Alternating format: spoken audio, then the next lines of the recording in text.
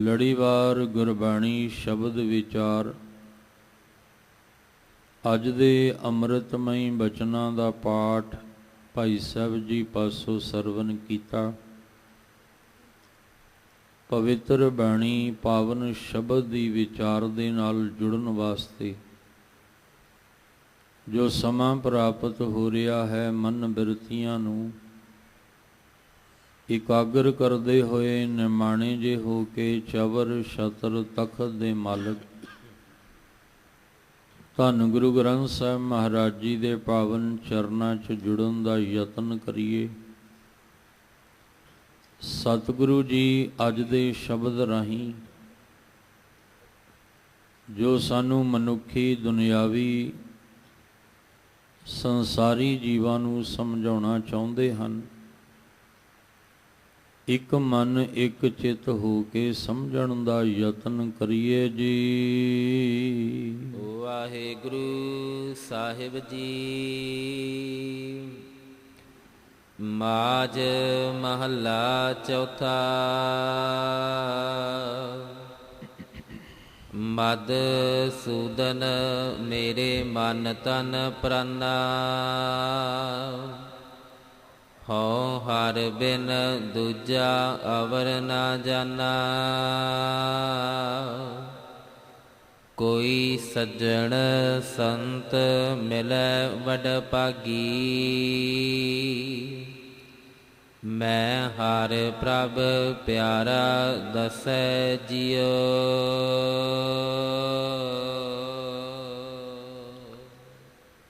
ਆਪ ਜੀ ਰੋਜ਼ਾਨਾ ਇਸ ਅਸਥਾਨ ਤੋਂ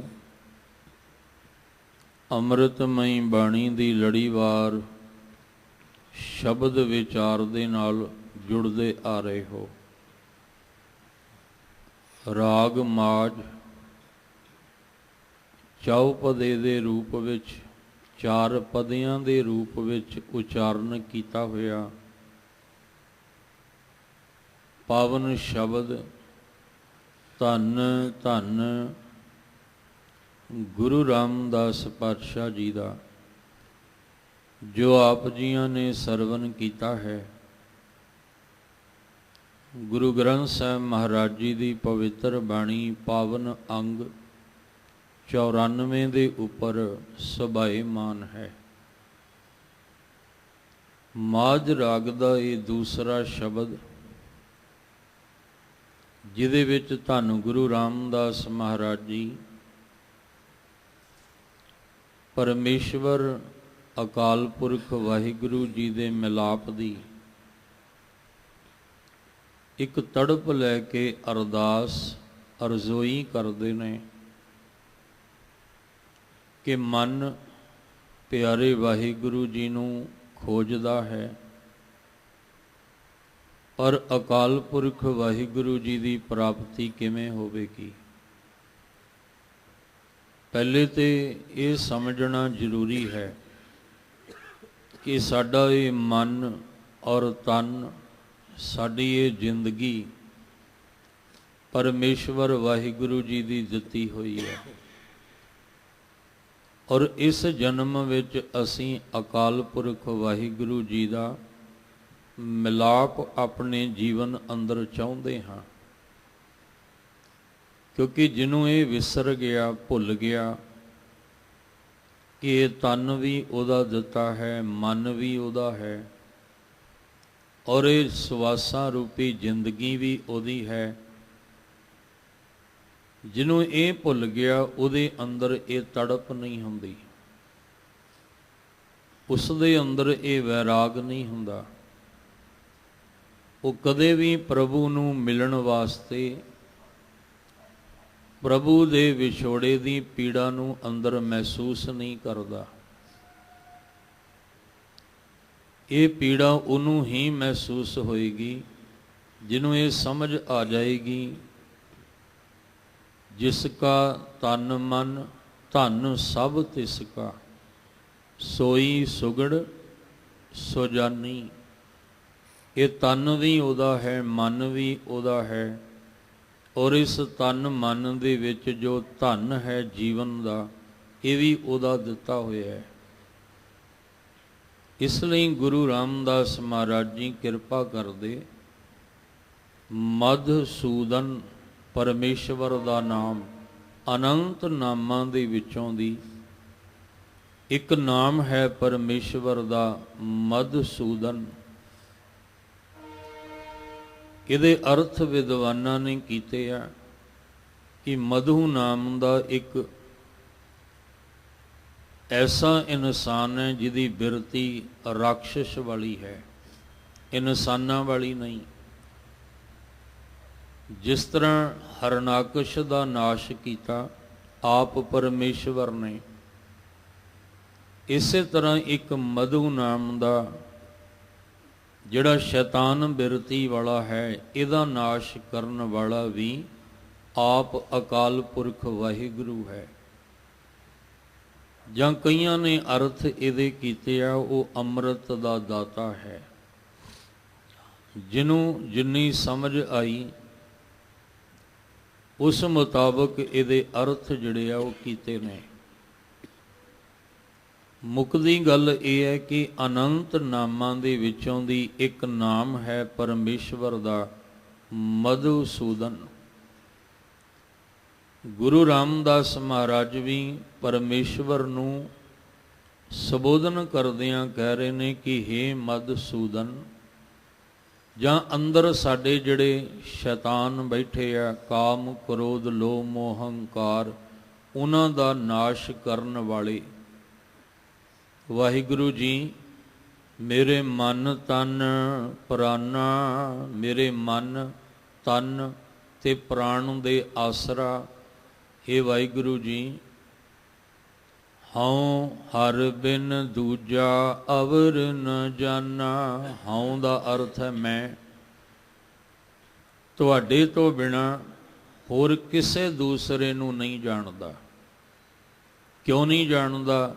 ਕਿਉਂਕਿ ਤੁਧ ਬਿਨ ਦੂਜਾ ਨਾਹੀਂ ਕੋਈ, ਤੇਰੇ ਤੋਂ ਬਿਨਾ ਦੂਜਾ ਹੋਰ ਹੈ ਹੀ ਕੋਈ ਨਹੀਂ।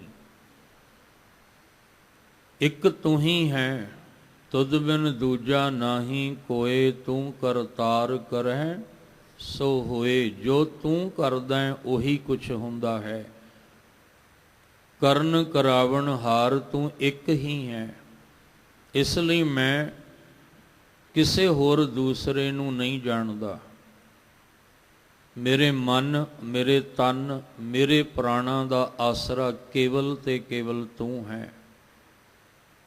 ਹੁਣ ਜਦੋਂ ਇਹ ਸਮਝ ਵਿੱਚ ਆਈ ਹੈ ਤੇ ਫਿਰ ਅੰਦਰ ਮਿਲਣ ਦੀ ਤੜਪ ਵੀ ਪੈਦਾ ਹੋਈ ਕਿ ਜਿਹੜਾ ਮੇਰੀ ਜ਼ਿੰਦਗੀ ਦਾ, ਮੇਰੇ ਜੀਵਨ ਦਾ ਆਸਰਾ ਹੈ, ਜਿਹਦੇ ਆਸਰੇ ਮੈਂ ਤੁਰਿਆ ਫਿਰਦਾ, ਜਿਹਦੇ ਆਸਰੇ ਮੈਂ ਦੇਖ ਰਿਹਾ, ਬੋਲ ਰਿਹਾ, ਸੁਣ ਰਿਹਾ, ਚੱਲ ਰਿਹਾ ਹਾਂ, ਤੇ ਕਮ ਸੇ ਕਮ ਉਹਨੂੰ ਮਿਲਣਾ ਵੀ ਤੇ ਜ਼ਰੂਰੀ ਹੈ। ਉਹਦਾ ਮਿਲਾਪ ਵੀ, ਉਹਦੇ ਦੀਦਾਰ ਵੀ ਤਾਂ ਜ਼ਰੂਰੀ ਨੇ। ਜਦੋਂ ਇਹ ਸਮਝ ਆਈ ਕਿ ਮੇਰੇ ਮਨ ਤਨ ਪ੍ਰਾਣ ਦਾ ਆਸਰਾ ਤੁਸੀਂ ਹੋ ਤੇ ਤੁਹਾਡੇ ਤੋਂ ਬਿਨਾ ਹੋਰ ਦੂਜਾ ਕੋਈ ਨਹੀਂ। ਇਹ ਤੇ ਨਹੀਂ ਵੀ ਅੱਖਾਂ ਕਿਸੇ ਹੋਰ ਨੇ ਬਣਾਈਆਂ ਤੇ ਕੰਨ ਕਿਸੇ ਹੋਰ ਨੇ ਬਣਾਏ। ਇਹ ਤੇ ਨਹੀਂ ਹੱਥ ਕਿਸੇ ਹੋਰ ਨੇ ਬਣਾਏ ਆ ਤੇ ਪੈਰ ਕਿਸੇ ਹੋਰ ਨੇ ਬਣਾਏ। ਇਹ ਤੇ ਨਹੀਂ ਕਿ ਸਰੀਰ ਦੀ ਬਣਤਰ ਕਿਸੇ ਹੋਰ ਨੇ ਬਣਾਈ ਹੈ ਔਰ ਇਸ ਸਰੀਰ ਦੇ ਅੰਦਰ ਜੋ ਰੱਬੀ ਜੋਤ ਇਹ ਕਿਸੇ ਹੋਰ ਨੇ ਰੱਖੀ ਹੈ। ਇਹ ਅੱਖਾਂ ਦੇ ਵਿੱਚ, ਨੇਤਰਾਂ ਵਿੱਚ ਲੋ ਕਿਸੇ ਹੋਰ ਨੇ ਭਰੀ ਹੈ। ਇੱਕੋ ਹੀ ਹੈ, ਉਹਦੇ ਤੋਂ ਬਿਨਾਂ ਦੂਜਾ ਕੋਈ ਨਹੀਂ ਹੈ। ਇਸ ਲਈ ਕੋਈ ਸੱਜਣ ਸੰਤ ਮਿਲੈ ਵੱਡ ਭਾਗੀ, ਮੈਂ ਹਰ ਪ੍ਰਭ ਪਿਆਰਾ ਦੱਸੈ ਜੀਓ। ਮੈਨੂੰ ਕੋਈ ਉਹਦੀ ਦੱਸ ਪਾਵੇ, ਮੈਨੂੰ ਦੱਸੇ ਉਹ ਮੇਰਾ ਪਿਆਰਾ ਪ੍ਰਭੂ ਮੈਨੂੰ ਕਿਵੇਂ ਮਿਲੇਗਾ। ਕੋਈ ਐਸਾ ਸੱਜਣ ਮਿਲ ਜਾਏ, ਕੋਈ ਐਸਾ ਸੰਤ ਸਰੂਪ ਮਿਲ ਜਾਏ, ਪਰ ਹੋਵੇ ਵੱਡ ਭਾਗੀ, ਉਹਦੇ ਭਾਗ ਚੰਗੇ ਹੋਣ, ਚੰਗੇ ਭਾਗਾਂ ਵਾਲਾ, ਜਿਹੜਾ ਉਹਦਾ ਪਤਾ ਜਾਣਦਾ ਹੋਵੇ, ਜਿਹੜਾ ਉਹਦੇ ਬਾਰੇ ਜਾਣਦਾ ਹੋਵੇ। ਤੇ ਜਦੋਂ ਅੰਦਰ ਇਹ ਤੜਪ ਆਉਂਦੀ ਹੈ ਤੇ ਬੰਦਾ ਪ੍ਰਭੂ ਦੇ ਮਿਲਾਪ ਦੀ ਤੜਪ ਲੈ ਕੇ ਫਿਰ ਆਪਣਾ ਆਪਾ ਸਮਰਪਣ ਕਰਨ ਨੂੰ ਵੀ ਤਿਆਰ ਹੋ ਜਾਂਦਾ ਹੈ। ਉਹ ਆਪਣਾ ਆਪਾ ਵੇਚਣ ਨੂੰ ਵੀ ਤਿਆਰ ਹੋ ਜਾਂਦਾ ਵੀ ਬਸ ਮੇਰੇ ਪਿਆਰੇ ਪ੍ਰਭੂ ਨਾਲ ਕੋਈ ਮੈਨੂੰ ਮਿਲਾ ਦੇਵੇ।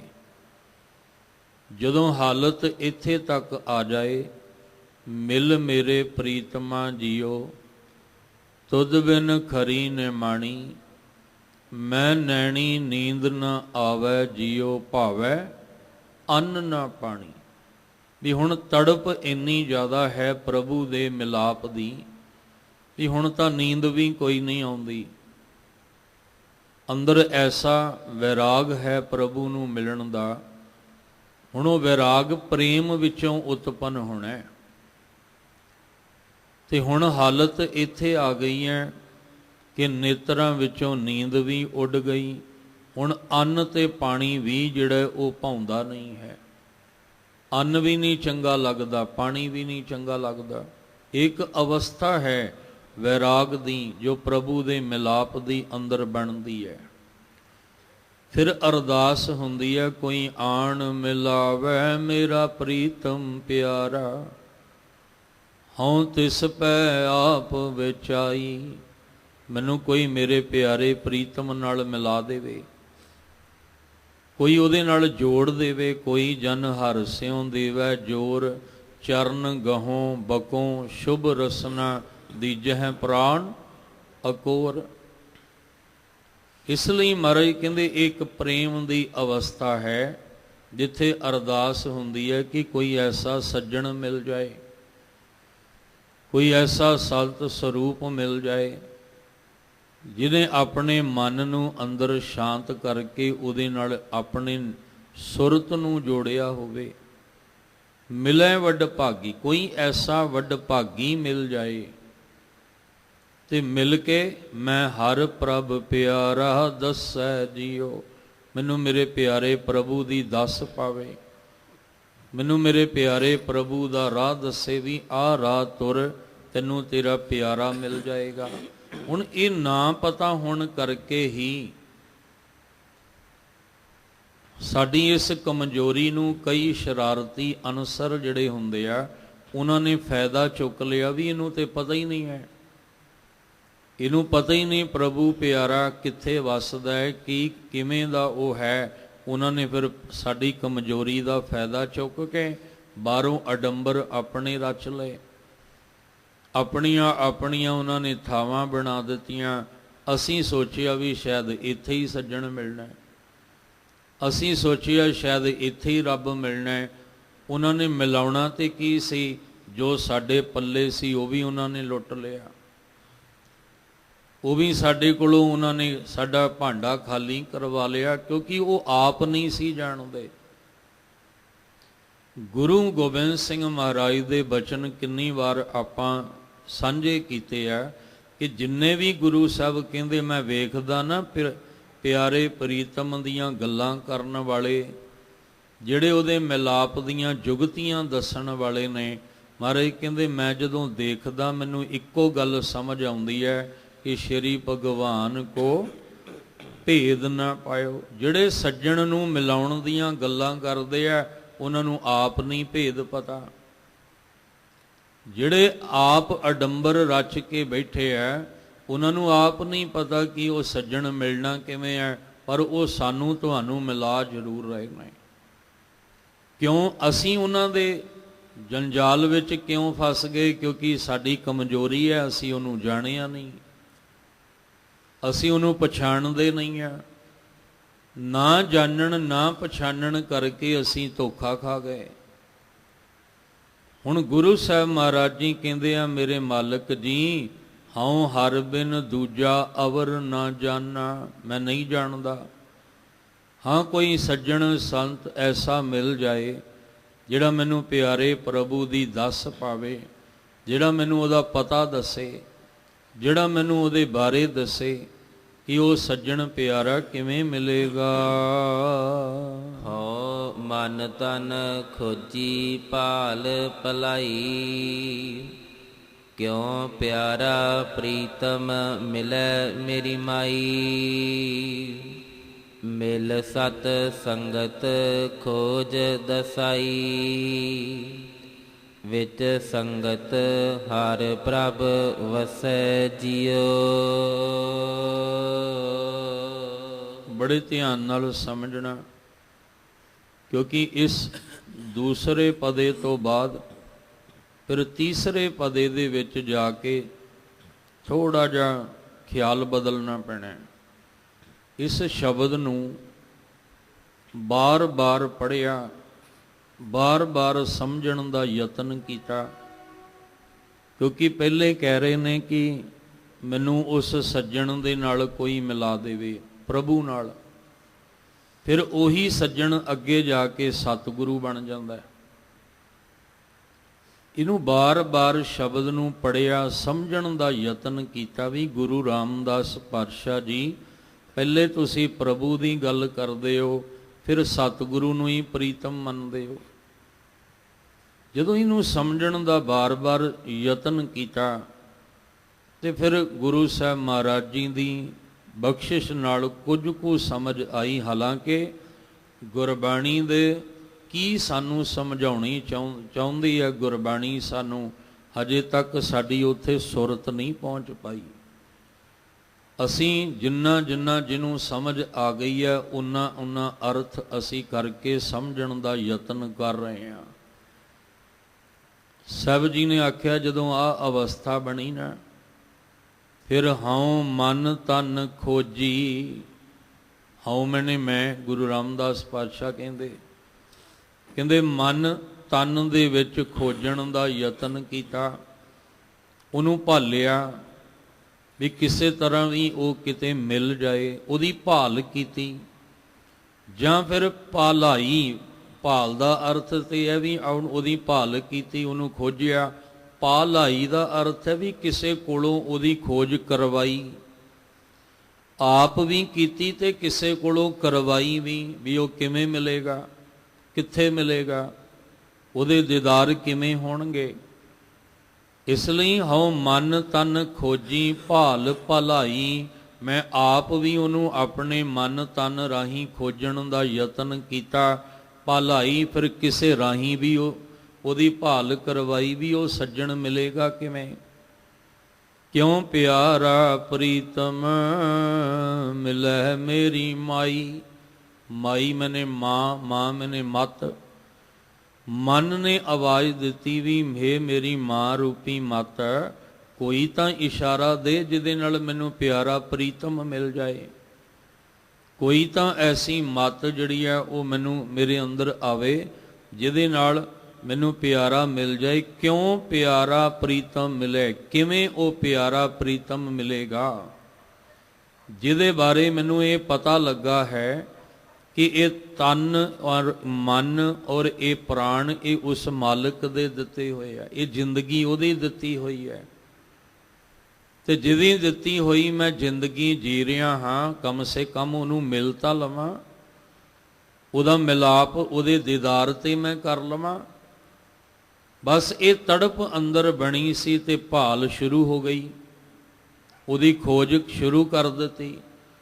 ਹੁਣ ਮਨ ਤਨ ਰਾਹੀਂ ਉਹਦੀ ਭਾਲ ਕੀਤੀ ਵੀ ਤੇ ਦੂਸਰਿਆਂ ਤੋਂ ਕਰਵਾਈ ਵੀ। ਤੇ ਜਦੋਂ ਇਹ ਕਹਿੰਦੇ ਨੇ ਫਿਰ ਅਖੀਰ ਤੇ ਆਖਿਆ ਵੀ ਮਾਂ ਹੁਣ ਤੂੰ ਦੱਸ, ਕਿਉਂ ਪਿਆਰਾ ਪ੍ਰੀਤਮ ਮਿਲੈ ਮੇਰੀ ਮਾਈ। ਮਾਈ ਦਾ ਅਰਥ ਹੈ ਮਨ ਮਤ ਨੂੰ ਕਹਿ ਰਿਹਾ ਹੈ। ਫਿਰ ਜਾ ਕੇ ਕਹਿੰਦੇ ਅਗਲੀ ਗੱਲ ਸਮਝ ਵਿੱਚ ਆਈ ਕਿ ਮਿਲ ਸਤ ਸੰਗਤ ਖੋਜ ਦਸਾਈ।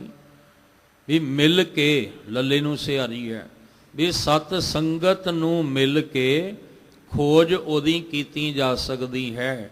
ਸਤ ਸੰਗਤ ਨੂੰ ਮਿਲ ਕੇ ਉਹਨਾਂ ਨੂੰ ਪੁੱਛ ਕਿ ਕਿਵੇਂ ਉਹ ਪਿਆਰਾ ਪ੍ਰੀਤਮ ਮਿਲਣਾ ਹੈ। ਉਹ ਪਿਆਰਾ ਪ੍ਰੀਤਮ ਦਿਸਦਾ ਕਿੱਦਾਂ ਦਾ ਹੈ, ਉਹ ਪਿਆਰਾ ਪ੍ਰੀਤਮ ਕਿੱਥੇ ਰਹਿੰਦਾ ਹੈ, ਕਿੱਥੇ ਵੱਸਦਾ ਹੈ। ਜਦੋਂ ਸਤ ਸੰਗਤ ਜਿਹੜੀ ਸਤ ਨਾਲ ਜੁੜੀ ਹੋਈ ਹੈ, ਕਿਉਂਕਿ ਇਕੱਲੇ ਸੰਗਤ ਦੇ ਅਰਥ ਕਰਾਂਗੇ ਤੇ ਬਹੁਤ ਹੋ ਜਾਣੇ ਆ। ਸੰਗਤ ਮਾੜੀ ਵੀ ਹੁੰਦੀ ਹੈ, ਸੰਗਤ ਅਧੂਰਿਆਂ ਦੀ ਵੀ ਹੁੰਦੀ ਹੈ, ਸੰਗਤ ਜਿਹੜੀ ਹੈ ਉਹ ਪਾਖੰਡੀਆਂ ਦੀ ਵੀ ਹੁੰਦੀ ਹੈ। ਇੱਕ ਸੰਗਤ ਹੁੰਦੀ ਹੈ ਸਤ ਦੀ, ਜਿੱਥੇ ਕੇਵਲ ਤੇ ਕੇਵਲ ਸਤ ਦੀ ਗੱਲ ਹੁੰਦੀ ਹੈ। ਸਤ ਸੰਗਤ ਕੈਸੀ ਜਾਣੀਐ, ਜਿੱਥੇ ਏਕੋ ਨਾਮ ਵਖਾਣੀ ਹੈ। ਹੁਣ ਜਦੋਂ ਕਹਿੰਦੇ ਨੇ ਸਤ ਸੰਗਤ ਨੂੰ, ਮਤ ਨੇ ਇਸ਼ਾਰਾ ਦਿੱਤਾ ਕਿ ਤੂੰ ਸਤ ਸੰਗਤ ਨੂੰ ਮਿਲ, ਗੁਰਮੁਖਾਂ ਦੀ ਸੰਗਤ ਨੂੰ ਮਿਲ।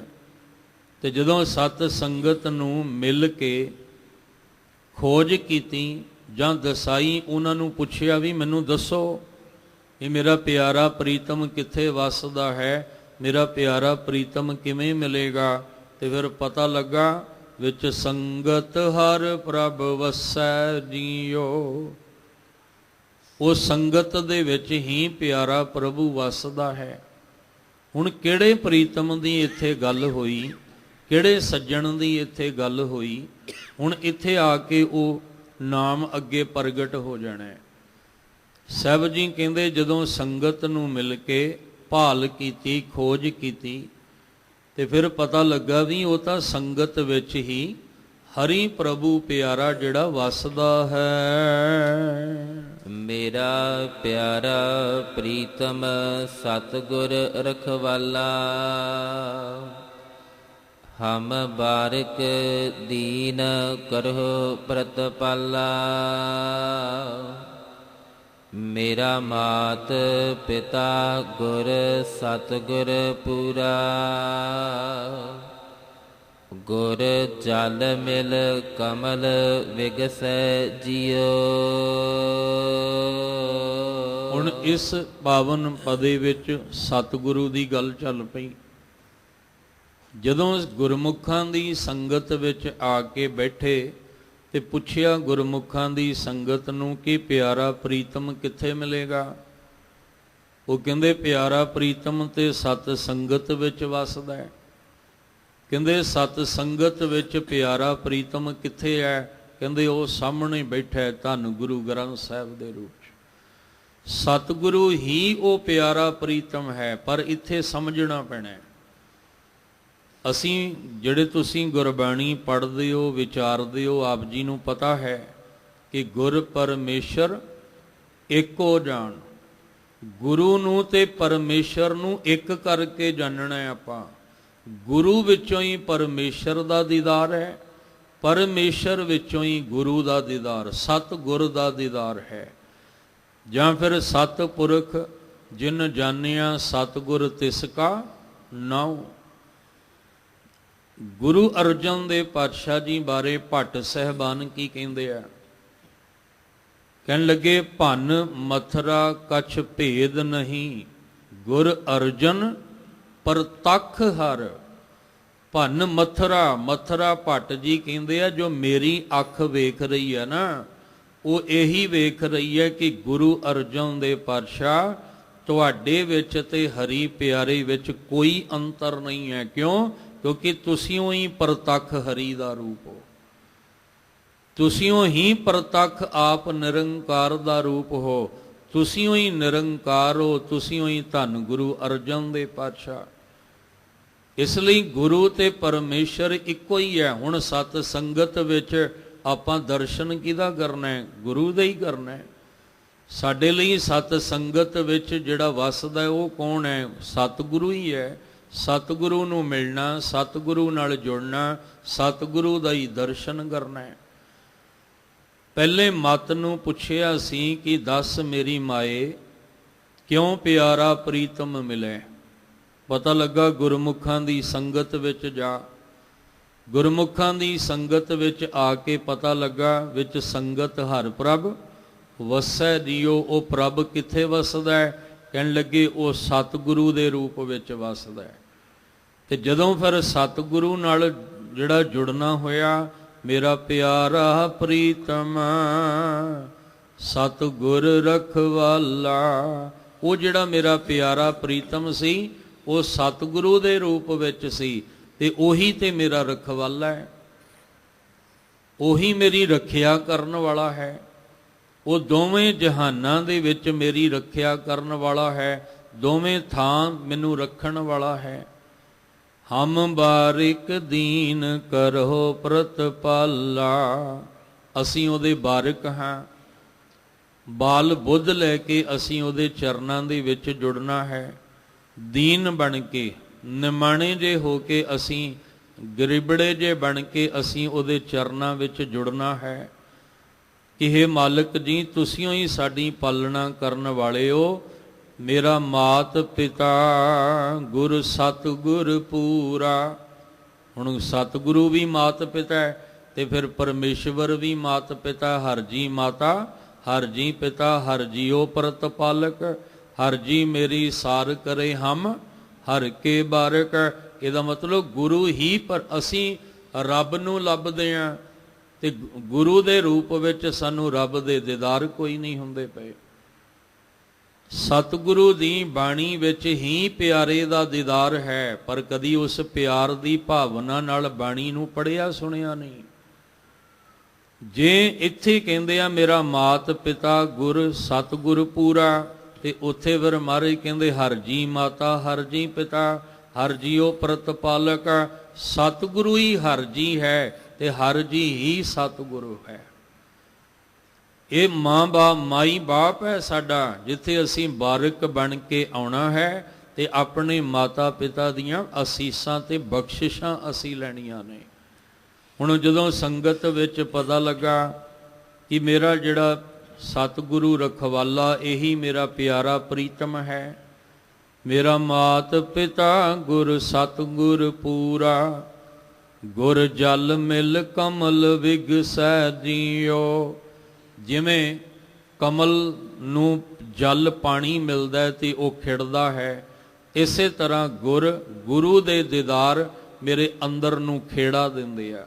ਗੁਰੂ ਦਾ ਦਰਸ਼ਨ ਮੇਰੇ ਅੰਦਰ ਨੂੰ ਵਿਗਾਸ ਦਿੰਦੇ ਆ, ਮੇਰੇ ਅੰਦਰ ਨੂੰ ਖੇੜਾ, ਉਹ ਖੁਸ਼ੀ ਦਿੰਦੇ ਆ ਜਿਹੜੀਆਂ ਖੁਸ਼ੀਆਂ ਮੈਨੂੰ ਮਾਇਆਵੀ ਪਦਾਰਥਾਂ ਚੋਂ ਨਹੀਂ ਮਿਲਦੀਆਂ।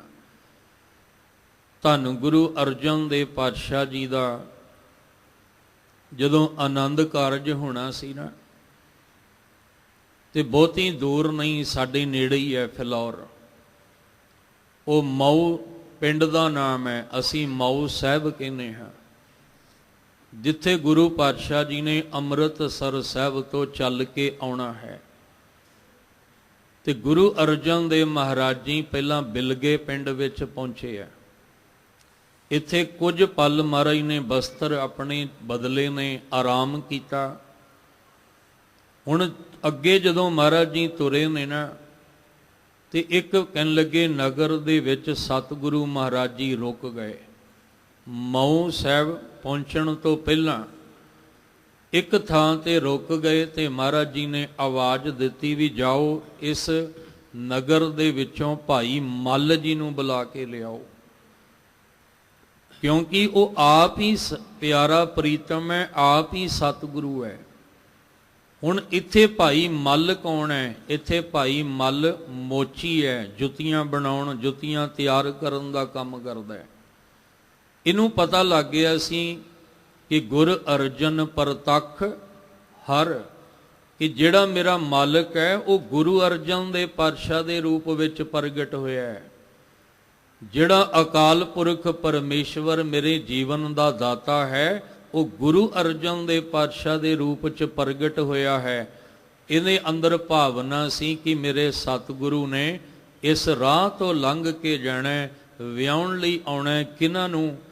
ਭਾਈ ਕ੍ਰਿਸ਼ਨ ਚੰਦ ਜੀ ਦੀ ਸਪੁੱਤਰੀ ਮਾਤਾ ਗੰਗਾ ਜੀ ਨੂੰ ਵਿਆਹੁਣ ਲਈ ਆਉਣਾ ਤੇ ਲੰਘ ਕੇ ਇਸੇ ਰਾਹ ਤੋਂ ਜਾਣਾ। ਤੇ ਕਿੰਨਾ ਚੰਗਾ ਹੋਵੇ ਵੀ ਮੈਂ ਜੋੜਾ ਤਿਆਰ ਕਰਕੇ ਰੱਖਾਂ, ਮੈਂ ਗੁਰੂ ਪਾਤਸ਼ਾਹ ਵਾਸਤੇ ਜੋੜਾ ਭਾਵਨਾ ਦੇ ਨਾਲ, ਪਿਆਰ ਨਾਲ ਤਿਆਰ ਕਰਕੇ ਰੱਖਾਂ। ਇਹਨੇ ਕਰ ਵੀ ਲਿਆ। ਬਾਅਦ ਵਿੱਚ ਇਹਦੇ ਮਨ 'ਚ ਖਿਆਲ ਆਇਆ ਵੀ ਮਨਾ ਤੇਰੇ ਗਰੀਬੜੇ ਦੇ ਹੱਥਾਂ ਤੋਂ ਥੋੜ੍ਹੀ ਗੁਰੂ ਸਾਹਿਬ ਜੋੜਾ ਪਾਉਣ ਲਈ ਬੈਠੇ ਆ, ਕਿ ਤੇਰੇ ਹੱਥਾਂ ਦੀ ਤਿਆਰ ਕੀਤੀ ਜੁੱਤੀ ਹੋਈ ਕੇਵਲ ਗੁਰੂ ਸਾਹਿਬ ਨੇ ਪਾਉਣੀ ਆ।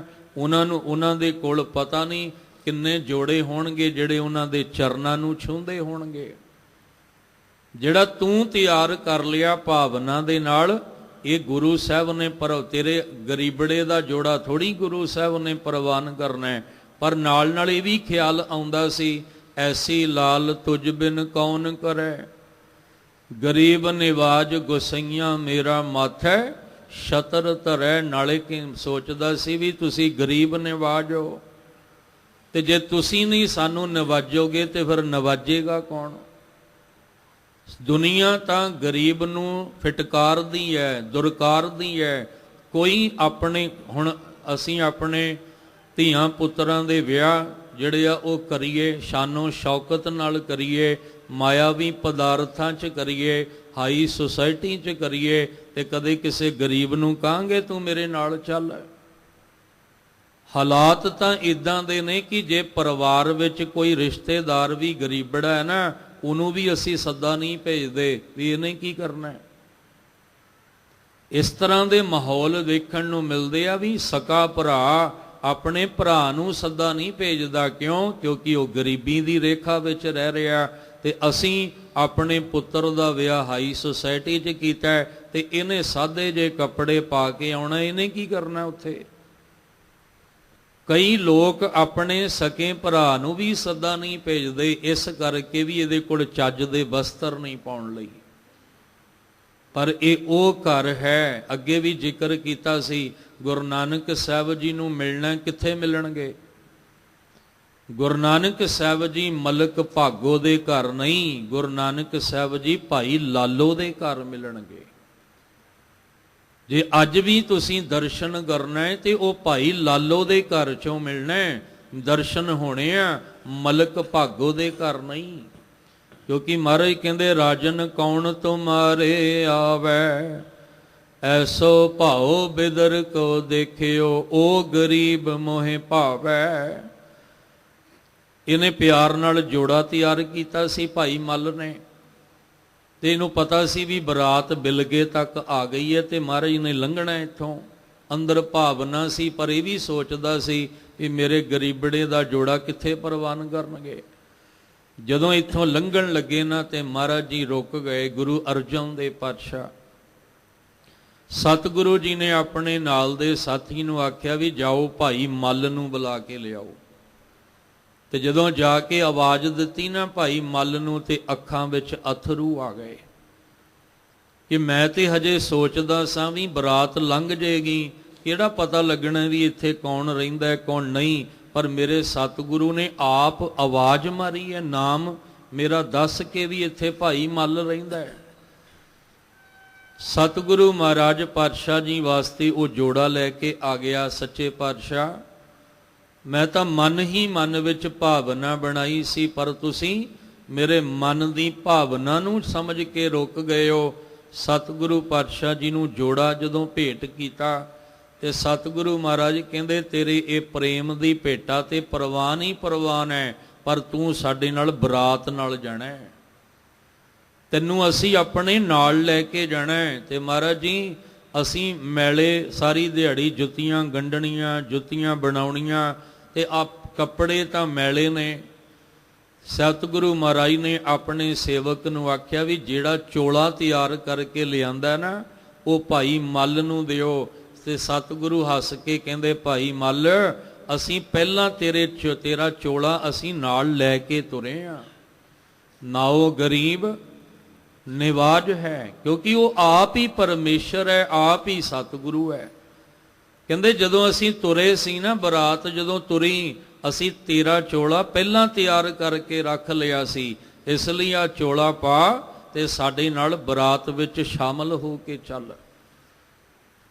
ਜਿਹੜਾ ਮਨ 'ਚ ਸੋਚਦਾ ਸੀ ਵੀ ਗੁਰੂ ਸਾਹਿਬ ਮੇਰਾ ਜੋੜਾ ਪ੍ਰਵਾਨ, ਇਹ ਨਹੀਂ ਸੀ ਪਤਾ ਗੁਰੂ ਸਾਹਿਬ ਉਹਦੇ ਲਈ ਚੋਲਾ ਤਿਆਰ ਕਰਕੇ ਲਿਆ ਰਹੇ ਆ, ਉਹਦੇ ਵਾਸਤੇ ਬਸਤਰ ਤਿਆਰ ਕਰਕੇ ਲਿਆ ਰਹੇ ਆ। ਅੱਖਾਂ ਵਿੱਚ ਹੰਝੂ ਆ ਗਏ ਤੇ ਕਹਿੰਦਾ ਹੋਏਗਾ ਐਸੀ ਲਾਲ ਤੁਝ ਬਿਨ ਕੌਣ ਕਰੇ। ਮੇਰੇ ਮਾਲਕ ਜੀ ਤੇਰੇ ਤੋਂ ਬਿਨਾ ਏਡੀ ਵੱਡੀ ਬਖਸ਼ਿਸ਼ ਇੱਕ ਗਰੀਬ ਤੇ ਹੋਰ ਕੌਣ ਕਰ ਸਕਦਾ ਹੈ। ਸਤਿਗੁਰੂ ਮਹਾਰਾਜ ਜੀ ਮਾਊ ਪਿੰਡ ਵਿੱਚ ਆਉਂਦੇ ਆ, ਭਗਤੀ ਦੇ ਨਾਲ ਨਾਲ ਉਹ ਕਿੱਲਾ ਜਦੋਂ ਪੁੱਟਣਾ ਸੀ ਤੇ ਸਤਿਗੁਰੂ ਮਹਾਰਾਜ ਸ਼ਕਤੀ ਦਾ ਵੀ ਉੱਥੇ ਜੋ ਪ੍ਰਗਟਾਵਾ ਕਰਕੇ ਦੱਸਦੇ ਆ ਵੀ ਗੁਰੂ ਨਾਨਕ ਸਾਹਿਬ ਦੇ ਘਰ 'ਚ ਭਗਤੀ ਵੀ ਹੈ ਔਰ ਇੱਥੇ ਸ਼ਕਤੀ ਵੀ ਹੈ। ਅੱਜ ਗੁਰੂ ਰਾਮਦਾਸ ਮਹਾਰਾਜ ਜੀ ਕਹਿੰਦੇ ਆ ਕਦੀ ਇਸ ਭਾਵਨਾ ਨਾਲ ਆਪਾਂ ਗੁਰੂ ਗ੍ਰੰਥ ਸਾਹਿਬ ਜੀ ਨੂੰ ਵੇਖਿਆ ਨਹੀਂ। ਜਿਹੜੇ ਵੇਖਦੇ ਆ ਮੁਬਾਰਕ ਹੈ। ਜਿਹੜੇ ਗੁਰੂ ਗ੍ਰੰਥ ਸਾਹਿਬ ਦੀ ਬਾਣੀ ਇਸ ਪਿਆਰ ਦੀ ਭਰੀਆਂ ਅੱਖਾਂ ਨਾਲ ਪੜ੍ਹਦੇ ਆ, ਮੁਬਾਰਕ ਹੈ, ਉਹਨਾਂ ਨੂੰ ਗੁਰਬਾਣੀ ਵਿੱਚੋਂ ਬੜਾ ਕੁਝ ਦਿਸ ਜਾਂਦਾ ਹੈ। ਪਰ ਜਿਨ੍ਹਾਂ ਨੇ ਕਦੇ ਪਿਆਰ ਦੀ ਭਰੀ ਅੱਖਾਂ ਨਾਲ ਗੁਰਬਾਣੀ ਨੂੰ ਪੜ੍ਹਿਆ ਹੀ ਨਹੀਂ, ਉਹਨਾਂ ਨੂੰ ਗੁਰੂ ਗ੍ਰੰਥ ਸਾਹਿਬ ਵਿੱਚੋਂ ਅੱਖਰ ਤੋਂ ਸਿਵਾ ਕੁਝ ਨਹੀਂ ਦਿਸਦਾ। ਇਹ ਸੱਚ ਹੈ। ਕਈਆਂ ਨੂੰ ਅੱਖਰ ਹੀ ਦਿਸਦੇ ਆ, ਪਰ ਕਈਆਂ ਨੂੰ ਅੱਖਰਾਂ ਵਿੱਚੋਂ ਵੀ ਰੱਬੀ ਜੋਤ ਦਿਸ ਜਾਂਦੀ ਹੈ। ਸਤਿਗੁਰੂ ਗੁਰੂ ਰਾਮਦਾਸ ਮਹਾਰਾਜ ਜੀ ਕਹਿੰਦੇ, ਮੈਂ ਜਦੋਂ ਸੰਗਤ ਵਿੱਚ ਆਇਆ ਤੇ ਪਤਾ ਲੱਗਾ ਵੀ ਵਿੱਚ ਸੰਗਤ ਹਰ ਪ੍ਰਭ ਵਸੈ ਜੀਓ। ਉਹ ਕੌਣ ਸੀ? ਮੇਰਾ ਪਿਆਰਾ ਪ੍ਰੀਤਮ ਸਤਿਗੁਰ ਰਖਵਾਲਾ। ਉਹ ਮੇਰਾ ਪਿਆਰਾ ਪ੍ਰੀਤਮ ਸਤਿਗੁਰ ਸੀ, ਜਿਹੜਾ ਮੇਰਾ ਰਖਵਾਲਾ ਸੀ। ਹਮ ਬਾਹਰ ਇੱਕ ਦੀਨ ਕਰੋ ਪ੍ਰਤਪਾਲਾ। ਅਸੀਂ ਤੁਹਾਡੇ ਬਾਰਕ ਹਾਂ ਤੇ ਤੁਸੀਂ ਸਾਡੀ ਪਾਲਣਾ ਕਰਨ ਵਾਲੇ ਹੋ। ਮੇਰਾ ਮਾਤ ਪਿਤਾ ਗੁਰ ਸਤਿਗੁਰ ਪੂਰਾ। ਮੇਰਾ ਸਤਿਗੁਰੂ ਜਿਹੜਾ ਪੂਰਾ ਹੈ, ਸਤ ਰੂਪ ਹੈ, ਸਤ ਸਵਰੂਪ ਹੈ, ਇਹ ਮੇਰਾ ਮਾਂ ਹੈ, ਮੇਰਾ ਪਿਤਾ ਰੂਪ ਹੈ। ਗੁਰ ਜਲ ਮਿਲ ਕਮਲ ਵਿਗਸੈ ਜੀਓ। ਜਿਵੇਂ ਕਮਲ ਪਾਣੀ ਨੂੰ ਮਿਲ ਕੇ ਖਿੜਦਾ ਹੈ, ਇਸੇ ਤਰ੍ਹਾਂ ਗੁਰ ਜਲ ਮਿਲ ਦੇ ਲੱਲੇ ਨੂੰ ਸਿਹਾਰੀ ਮਿਲ ਕੇ, ਇਸੇ ਤਰ੍ਹਾਂ ਜਲ ਰੂਪੀ ਗੁਰੂ ਨੂੰ ਮਿਲ ਕੇ ਅੰਦਰ ਦਾ ਮਨ ਜਿਹੜਾ ਕਮਲ ਹੈ, ਇਹਦੀਆਂ ਪੰਖੜੀਆਂ ਖਿੜ ਜਾਂਦੀਆਂ ਹਨ। ਮੈਂ ਬਿਨ ਗੁਰ ਦੇਖੇ ਨੀਂਦ ਨਾ ਆਵੈ। ਮੇਰੇ ਮਨ ਤਨ ਵੇਦਨ ਗੁਰ ਬਿਰਹੋ ਲਗਾਵੈ। ਹਰ ਹਰ ਦਇਆ ਕਰਹੁ ਗੁਰ ਮਿਲਹੁ। ਜਨ ਨਾਨਕ ਗੁਰ ਮਿਲ ਰਹਸੈ ਜੀਓ। ਤੇ ਜਦੋਂ ਇਹ ਸਮਝ ਆ ਗਈ ਕਿ ਮੇਰਾ ਪਿਆਰਾ ਪ੍ਰੀਤਮ ਸਤਿਗੁਰ ਰਖਵਾਲਾ, ਹੁਣ ਇਸ ਪਿਆਰੇ ਨੂੰ ਮਿਲਣ ਦੀ ਅੰਦਰ ਤੜਪ ਹੈ। ਐਸੀ ਪ੍ਰੀਤ ਲੱਗ ਗਈ, ਇਤਿਹਾਸ ਵਿੱਚੋਂ ਹੀ ਸਾਨੂੰ ਬੜਾ ਕੁਝ ਮਿਲ ਜਾਏਗਾ। ਗੁਰੂ ਅਰਜਨ ਦੇਵ ਪਾਤਸ਼ਾਹ ਦੇ ਜੀਵਨ, ਜਿਨ੍ਹਾਂ ਦਾ ਪੁਰਬ ਮਨਾ ਰਹੇ ਹਾਂ, ਉਹਨਾਂ ਦੇ ਜੀਵਨ ਇਤਿਹਾਸ ਚੋਂ ਹੀ ਬੜਾ ਕੁਝ ਮਿਲ ਜਾਏਗਾ। ਸਤਿਗੁਰੂ ਨੂੰ ਮਿਲ ਕੇ ਹੀ ਤੜਪ ਪੈਦਾ ਹੋਣੀ ਹੈ। ਜਿੰਨਾ ਚਿਰ ਸਤਿਗੁਰੂ ਨੂੰ ਮਿਲਾਂਗੇ ਨਹੀਂ, ਤੜਪ ਨਹੀਂ ਪੈਦਾ ਹੋ ਸਕਦੀ। ਭਾਈ ਲਹਿਣਾ ਜੀ ਨੇ ਜਿੰਨਾ ਚਿਰ ਗੁਰੂ ਨਾਨਕ ਸਾਹਿਬ ਜੀ ਨੂੰ ਨਹੀਂ ਸੀ ਵੇਖਿਆ, ਸਿਰਫ ਸੁਣਿਆ ਹੀ ਸੀ ਹੱਟੀ ਤੇ ਬੈਠ ਕੇ, ਦੇਖਿਆ ਨਹੀਂ ਸੀ। ਜਦੋਂ ਸਾਹਮਣੇ ਦੇਖਿਆ, ਪ੍ਰਤੱਖ ਵੇਖਿਆ, ਕਰਤਾਰਪੁਰ ਸਾਹਿਬ ਪ੍ਰਤੱਖ ਵੇਖਿਆ, ਤੇ ਫਿਰ ਉਸ ਤੋਂ ਬਾਅਦ ਹਾਲਤ ਕੀ ਸੀ? ਜਦੋਂ ਧੰਨ ਗੁਰੂ ਨਾਨਕ ਸਾਹਿਬ ਜੀ ਦਾ ਦਰਸ਼ਨ ਕਰਕੇ ਵਾਪਸ ਘਰ ਆਉਂਦੇ ਆ, ਉੱਤੋਂ ਰਾਤ ਆ ਗਈ। ਹੁਣ ਰਾਤ ਜਦੋਂ ਆਈ ਤੇ ਮੰਜੇ ਤੇ ਲੇਟੇ ਨੇ ਗੁਰੂ ਅੰਗਦ ਦੇ ਪਾਤਸ਼ਾਹ ਭਾਈ ਲਹਿਣਾ ਜੀ ਦੇ ਰੂਪ ਵਿੱਚ। ਹੁਣ ਮੰਜੇ ਤੇ ਲੇਟ ਤਾਂ ਗਏ, ਪਰ ਨੀਂਦ ਨਹੀਂ ਆਉਂਦੀ ਪਈ, ਨੀਂਦ ਨਹੀਂ ਆ ਰਹੀ। ਅੱਖਾਂ ਸਾਹਮਣੇ ਗੁਰੂ ਨਾਨਕ ਸਾਹਿਬ ਜੀ ਦਾ ਸਰੂਪ ਹੀ ਦਿਸੀ ਜਾਂਦਾ ਹੈ। ਅੱਖਾਂ ਸਾਹਮਣੇ ਗੁਰੂ ਸਾਹਿਬ ਜੀ ਦਾ ਉਹ ਸਰੂਪ ਜਿਹੜਾ ਵੇਖ ਕੇ ਆਏ ਨੇ ਕਰਤਾਰਪੁਰ ਸਾਹਿਬ, ਬਸ ਉਹ ਤਸਵੀਰ ਹੀ ਅੱਗੇ ਦਿਸੀ ਜਾਂਦੀ ਹੈ। ਹੁਣ ਸਾਨੂੰ ਤਸਵੀਰਾਂ 'ਚ ਵੀ ਉਲਝਾ ਦਿੱਤਾ, ਸਾਨੂੰ ਇਹ ਨਹੀਂ ਪਤਾ ਲੱਗਣਾ ਵੀ ਅਸਲ 'ਚ ਗੁਰੂ ਨਾਨਕ ਸਾਹਿਬ ਹੈ ਕਿਹੜੇ ਆ। ਕਿਉਂਕਿ ਤਸਵੀਰਾਂ 'ਚ ਅਸੀਂ ਦਰਸ਼ਨ ਕਰਨਾ ਸੀ ਗੁਰਬਾਣੀ ਵਿੱਚੋਂ, ਸਾਡਾ ਦਰਸ਼ਨ ਹੋਣਾ ਸੀ ਸ਼ਬਦ ਵਿੱਚੋਂ, ਤੇ ਸ਼ਬਦ ਵਿੱਚੋਂ ਤੇ ਅਸੀਂ ਦੀਦਾਰ ਕਰ ਨਾ ਪਾਏ, ਨਾ ਕਰ ਪਾਏ, ਇਸ ਲਈ ਤਸਵੀਰਾਂ 'ਚ ਉਲਝਾ ਦਿੱਤਾ ਗਿਆ। ਹੁਣ ਪਤਾ ਹੀ ਕੋਈ ਨਹੀਂ ਲੱਗਦਾ ਵੀ ਅਸਲ ਵਿੱਚ ਕਿਵੇਂ ਹੈ। ਗੁਰੂ ਦੀ ਮੂਰਤ ਦਾ ਦੀਦਾਰ ਸ਼ਬਦ ਵਿੱਚੋਂ ਹੋਣਾ ਹੈ। ਜਦੋਂ ਪ੍ਰਤੱਖ ਰੂਪ ਵਿੱਚ ਭਾਈ ਲਹਿਣਾ ਜੀ ਨੇ ਦੀਦਾਰ ਕੀਤਾ, ਰਾਤ ਜਦੋਂ ਸੌਣ ਲੱਗੇ, ਹੁਣ ਨੀਂਦ ਨਹੀਂ ਆਉਂਦੀ ਪਈ। ਬਾਰ-ਬਾਰ ਉਹ ਸਰੂਪ ਗੁਰੂ ਨਾਨਕ ਸਾਹਿਬ ਜੀ ਦਾ ਅੱਖਾਂ ਸਾਹਮਣੇ ਆਉਂਦਾ ਹੈ, ਕਦੀ ਪਾਸਾ ਇਸ ਪਾਸੇ, ਕਦੀ ਪਾਸਾ ਇਸ ਪਾਸੇ, ਨੀਂਦ ਨਹੀਂ ਸੀ ਆਉਂਦੀ। ਅੱਧੀ ਰਾਤ ਤੱਕ ਇਵੇਂ ਹੀ ਚੱਲਦਾ ਰਿਹਾ। ਅਖੀਰ ਫਿਰ ਮਨ ਨੇ ਆਖਿਆ, ਮਨਾ ਉੱਠ ਜਾ, ਹੁਣ ਇਹ ਨੀਂਦ ਨਹੀਂ ਆਉਣੀ, ਕਿਉਂਕਿ ਮੈਂ ਬਿਨ ਗੁਰ ਦੇਖੇ ਨੀਂਦ ਨਾ ਆਵੇ, ਨੀਂਦ ਨਹੀਂ ਆਉਣੀ। ਅੱਧੀ ਰਾਤ ਕਹਿਣ ਲੱਗੇ, ਫਿਰ ਇਸ਼ਨਾਨ ਕੀਤਾ, ਇਸ਼ਨਾਨ ਕਰਕੇ ਬਸਤਰ ਪਾਏ ਤੇ ਤੁਰ ਪਏ, ਕੁਝ ਭੇਟਾਂ ਨਾਲ ਲੈ ਕੇ ਤੁਰ ਪਏ ਤੇ ਅੰਮ੍ਰਿਤ ਵੇਲਾ ਹੁੰਦਿਆਂ ਤੱਕ ਪਹੁੰਚ ਗਏ ਫਿਰ ਗੁਰੂ ਨਾਨਕ ਸਾਹਿਬ ਜੀ ਦੇ ਦੀਦਾਰ ਕਰਨ। ਤੇ ਉਦੋਂ ਗੁਰੂ ਸਾਹਿਬ ਮਹਾਰਾਜ ਜੀ ਖੇਤਾਂ ਵਿੱਚ ਸੀ। ਉਦੋਂ ਕਾਮਿਆਂ ਕੋਲੋਂ ਖੇਤੀਬਾੜੀ ਦਾ ਕੰਮ ਗੁਰੂ ਸਾਹਿਬ ਕਰਾਉਂਦੇ ਆ।